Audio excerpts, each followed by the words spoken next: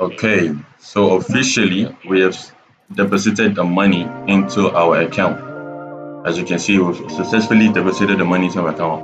I'm using my bro's name to create an account because I'm not 18 years of age yet. So yeah, we've successfully deposited the money into our MT5 on Liquid Broker. Like, yo, you guys really need to hop on Liquid Broker. The spreads are really low. So yeah, this is, yeah, bear with me. My camera quality is ass. I don't have a webcam.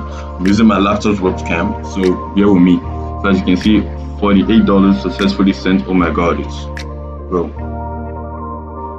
I don't know if you guys can see this, bro. Okay, yeah. I don't know if you guys can see $48 into the account there, and the spreads are so small. Like, trust me, bro. The spreads are small as shit. Like, tight spreads, bro. So yeah, the link is in the description below. You guys can go sign up with Liquid Broker.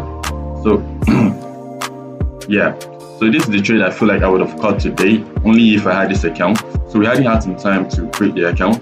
That's why I actually still didn't trade live today, but tomorrow I'll be trading live now that we got the account. So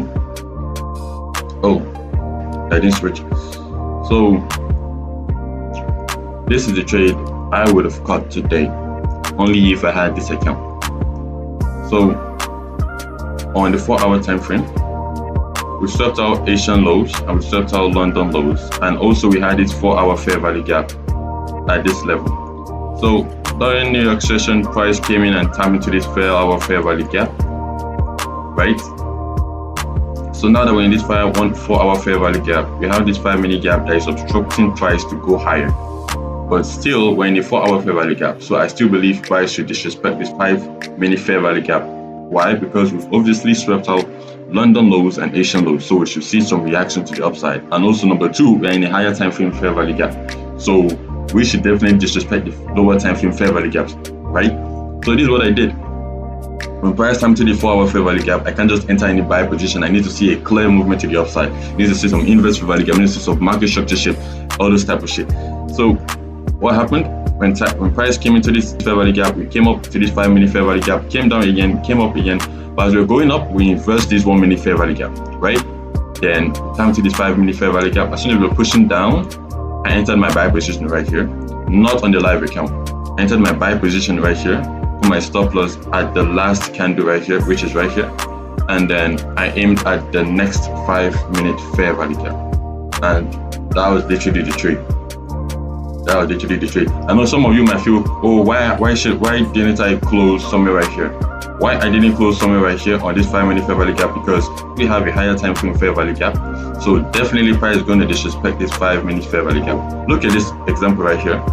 Right? We have a 5-minute fair value gap, and we're also in the daily fair value gap.